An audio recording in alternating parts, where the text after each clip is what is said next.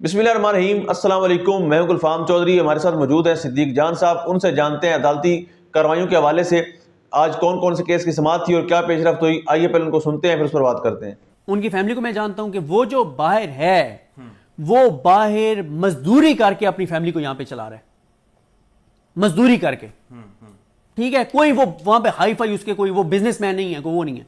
वो मेहनत करके 16, 17, 18 घंटे मेहनत करके वो अपना घर चला रहा है।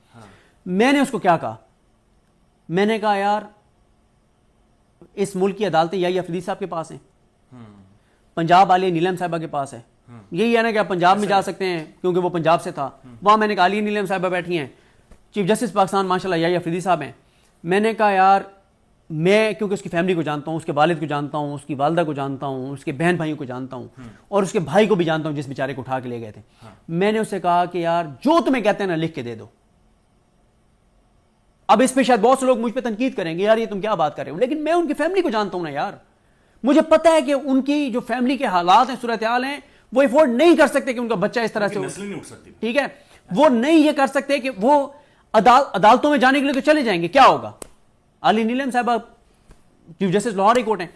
मैंने कहा यार लिख के दे दो, ठीक है, लिख के दे दो और जान छुड़ाओ अपनी। ठीक है, ऐसे ही। ये मैंने आपको सिर्फ 2 वाकयात बताए हैं। ठीक है, अब एक और बंदा, उसका क्या हुआ, उसके बहनोई को उठा के ले गए।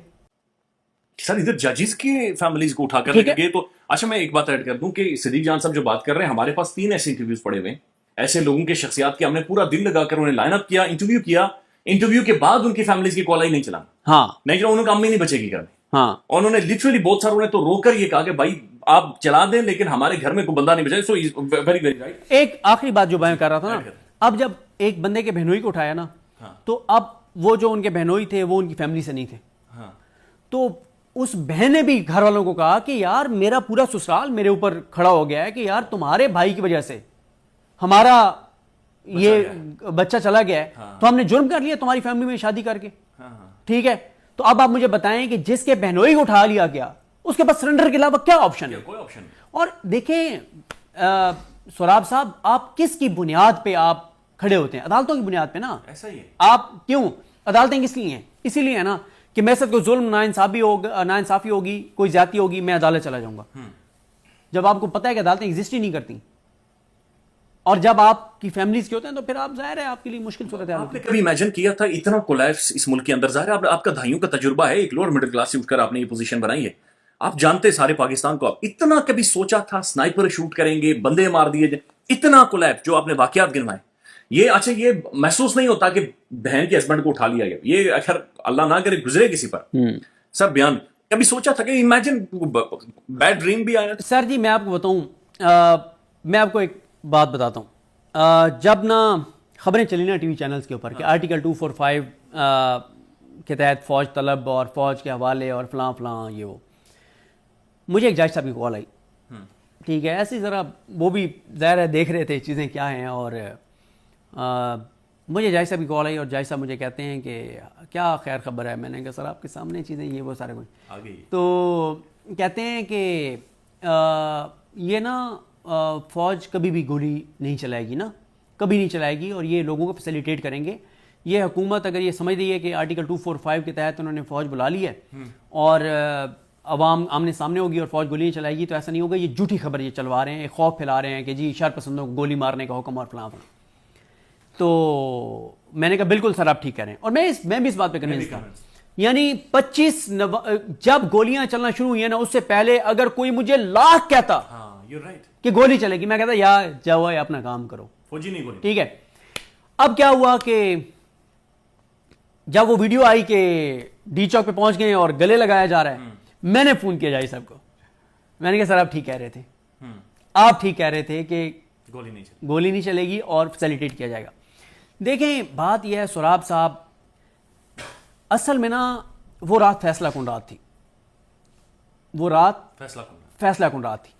वो लोग जो 65 घंटे भूखे प्यासे ट्रैवल करके और शैनिंग बर्दाश्त करके, जबर बर्दाश्त करके, जुल्म बर्दाश्त करके, लाठियां खा के, रबड़ बुलेट खा के जो डी चौक पे पहुंच गए थे ना, इनको अगर 8 से 10 घंटे की नींद मिल जाती ना 8-10 घंटे की नींद ना भी मिलती, आप वहां पे 10,000 शेल गिरा देते, आप वहां पे 50,000 शेल गिरा देते।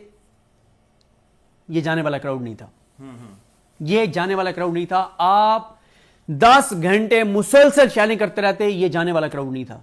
ये क्राउड गोली से जा सकता था, ये क्राउड गोली से जा सकता था। मैंने ना एक बहुत बहुत बहुत बड़ी शख्सियत हैं, बहुत बड़ी शख्सियत हैं, आपको इस वीडियो के बाद बताऊंगा। ज़ाहिर है वो हम बहुत सारी चीज़ें जब हम लोगों से बात कर रहे होते हैं तो हमारा वो यही होता है कि वो ऑफ द रिकॉर्ड बात हो रही होती है। तो मैंने कहा सर गोलियों के सामने कौन रुक सकता है? उन्होंने बहुत बड़ा जुमला कहा, उन्होंने कहा रुक सकता है, कोई रुक सकता है गोलियों के सामने, बशर्ते कि गोली दुश्मन की हो, अपनों की गोलियों के सामने कोई नहीं कर सकता। ठीक है, तो सर गोलियों के सामने ना कोई नहीं रुक सकता, कोई नहीं रुक सकता, ठीक है, बशर्ते कि दूसरों की, दुश्मनों की। अगर दुश्मन की गोली हो आप सीना सीधा कर खड़े हो, ठीक है, लेकिन अपनों की गोलियों के सामने। सिद्दीक जान साहब, अभी एक मुलाकात हुई है जब भी आप ये वीडियो रिकॉर्ड हो रही है बुशरा बीबी की खान के साथ, उसके बाद उन्हें गिरफ्तार भी नहीं किया गया, अडयाला जेल से निकली और वो चली गई है। ये मुलाकात काफी लंबी हुई है, कई घंटों पर मुहित है, इनसाइड स्टोरी कोई सामने नहीं आई। सिग्निफिकेंस क्या है, इसकी इंपॉर्टेंस कितनी ज्यादा है कि बुशरा बीबी को खान से मिलने दिया गया? अब जाहिर है उन्होंने सारा कुछ बताया होगा और फिर वो वापस चली भी गई है।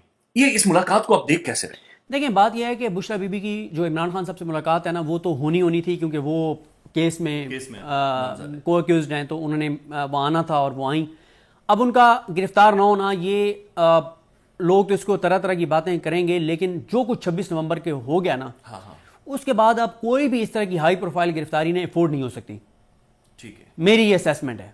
ठीक है, वैसे पागलपन की हद तक तो चीजें गई हुई हैं, कुछ भी हो सकता है, लेकिन मेरी ये असेसमेंट है कि बुशरा बीबी को इसलिए गिरफ्तार नहीं किया गया या नहीं किया जाएगा कि इंटरनेशनली जितनी चीजें खौफनाक हो गई हैं तो आप अफोर्ड नहीं कर सकते। ठीक है, ठीक है। देखें, उस रात 26 नवंबर की रात,